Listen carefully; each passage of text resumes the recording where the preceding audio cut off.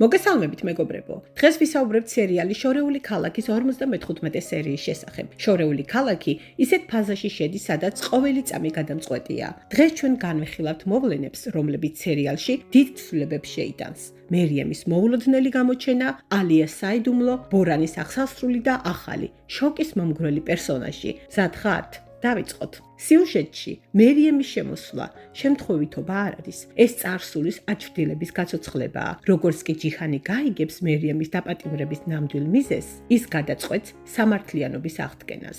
ჯიჰანი გვერდზე ვერ გადგება და ყველაფერს გააკეთებს მერიემის დასაცავად. მაგრამ ნუ იჩქარებ დასკვნების გამოტანას. მიუხედავად იმისა, რომ სადაკათიც და მერიემის დაც შეეცდებიან ჯიჰანი და მერიემი გააახლოვონ, ჯიჰანის გული და ერთგულება მხოლოდ ალიას ეკუთვნის. მერიემის მიმართ მისი ქმედებები წმინდა წყლის მორალური პასუხისმგებლობაა და არა ახალი სიყვარული. ჯიჰანი ალიას არასოდეს მიეტოვებს. მეგობრებო, სანამ ყველაზე დრამატულ ნაწილზე გადავალთ, ვისაც გსურთ, რომ ალიასა და ჯიჰანის სიყვარულმა გაუძლოს ამ გამოცდას, გამოიწერეთ არხი და დაალაიქეთ ვიდეო. ნახოთ რამდენი ვართ, მათი გულშემატკივარი. ახლა კი გადავიდეთ ალიასზე, რომლის ცხოვრებაც ნამდვილ ჯოჯოხეთად იქცა. ალიას ორსულობის დადასტურება სერიალის გარდამტეხი მომენტია. თუმცა ბორანის დაუნდობელი მუქარის გამო ის იძულებულია ეს სასიხარულო ამბავი ჯიჰანს დაუმალოს. წარმოიდგინეთ მისი ფსიქოლოგიური მდგომარეობა. დენიზის დაკარგვის შიში მას რადიკალურ გადაწყვეტილებებს აღებინებს.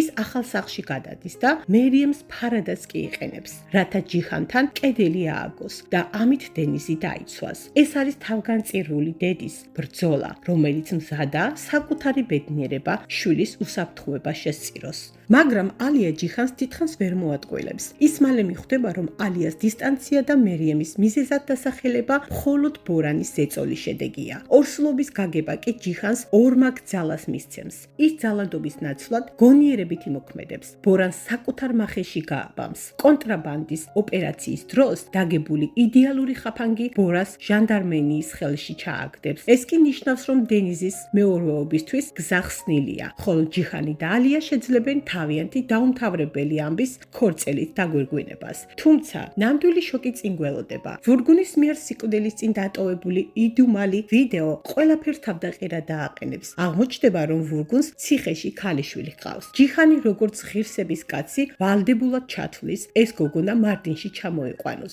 სწორედ ეს ახალი პერსონაჟი გახდება ბორანის აღსასრულის დასაწყისი. ვურგუნის ქალიშვილის შურისძიების გეგმა უზადოა. ის ბორანს პირადად დასჯის იმ ტკივილისთვის, რაც მის ოჯახს მიაყენა. რაც შეეხება შაჰინს, ბევრი თქვენგანი კითხულობდა, ტოვებს თუ არა ის სერიალს სეზონის ფინალში. შაჰინის პერსონაჟი თავის უნიშნელოვანის მისიას ასრულებს სეზონის ბოლოს. შაჰინის ხაზი ლოგიკურ დასასრულამდე მიდის, რაც იმას ნიშნავს, რომ ისიც მათ შორის იქნება, ვინც პროექტს ემშვიდობება. ბორანისა და შაჰინის ერთდროული წასვლა სერიალში დიდ სიცარიელეს დატოვებს. თუმცა წინ ახალი პერსონაჟებია და კიდევ უფრო დაძაბული მესამე სეზონი გველოდება. ამბობენ, რომ მერიემიც მხოლოდ სეზონის ბოლომდე იქნება სერიალში. იმედი დავიტოვოთ, არ დატოვებ შაჰინის სერიალს და მას მესამე სეზონშიც ვიხილავთ. როგორც ვნახეთ, დემირმა მიხვდა ზერინის გეგმას, რამაც ზერინი ბოლომდე გაანადგურა. მან კი კაიას გული ძალიან ატკინა, დაუმსახურებლად მოექცა. ფიდანი კი, რომელიც აქამდე დუმდა, დუმილს არღოს და შაჰინს ყველა საიდუმლოს ეუბნება. შაჰინი კი ჯიჰანს ეტყვის ზერინისა და კაიას ბავშვის შესახებ.